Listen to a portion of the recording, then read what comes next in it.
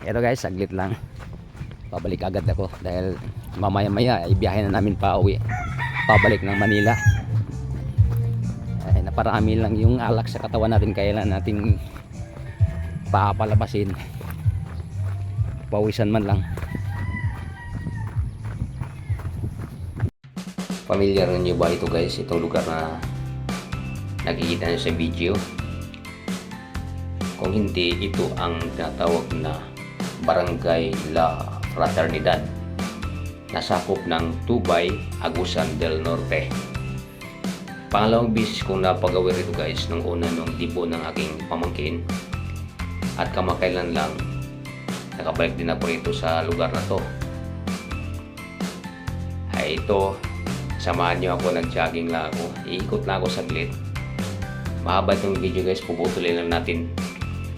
Balik gawin natin dalawa para mai-view ko lang sa inyo dito sa parting ito. Ito, kakaanan ako rito guys, pero kung kakaliwa tayo rito ay papuntang dagat. Yung video na nakikita nyo na naligo kami na dagat, kasama ko ang aking kaibigang si Sir Tico na taga Bicol. Nagpanabay kami rito gawa ng hindi siya sumakay ng aeroplano pabalik, gusto niya sumama sa akin para ma-experience din niya ang pagsakay ng barko. Minsan di kasi siya nakasakay ng barko daw.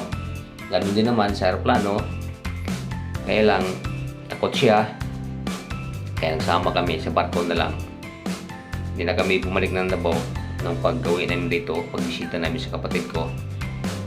Tumuloy na lang kami sa Butuan. Doon kami sumakay ng barko pa uwi ng Manila. Ito, napakagandang lugar guys dito.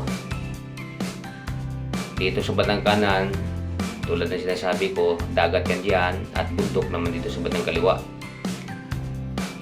Tahimik, presko pang hangin dahil talagang probinsya natin dito guys. At nagpapasalamat ako sa pangalawang pagkataon at narating uli itong lugar na to, na sa hindi ko na rin may naasahan na mabalikan ko. Nagkaroon kasi ng kasal ang aking, o kinasal ang aking pamangkin na si Kena May.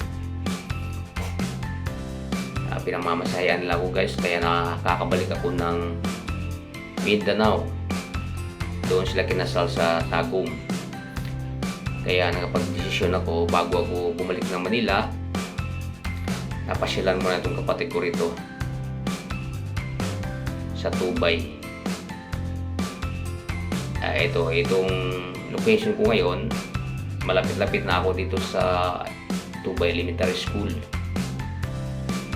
Pag nakarating na ako dito guys, ay kakatat ng video at gagawa ko ng pangalawang video. Ikutan ko lang itong sentro nila, kung saan nakita natin ang City Hall nila. Tawag City Hall ba ito? Di, Municipal Hall pala, kasi ito ay isang bayan lamang. Ikutan ko lang para makita nyo rin ang kanilang proper dito sa Tubay. Ito, nandito na ako. Hanggang doon lang tayo sa karatula ng elementary school. Kakaat natin ng video at panibagong video ang gagawin ko para hindi masyadong mahaba na masyado guys itong video kong pagdudugtungin ko. Elementary school yan ng Tubay. Dahil mga estudyante natin sa lubong ko. Diyan din nag-aaral ng aking pamangking si TJ, ang pinakabunsong anak nila na lalaki rin.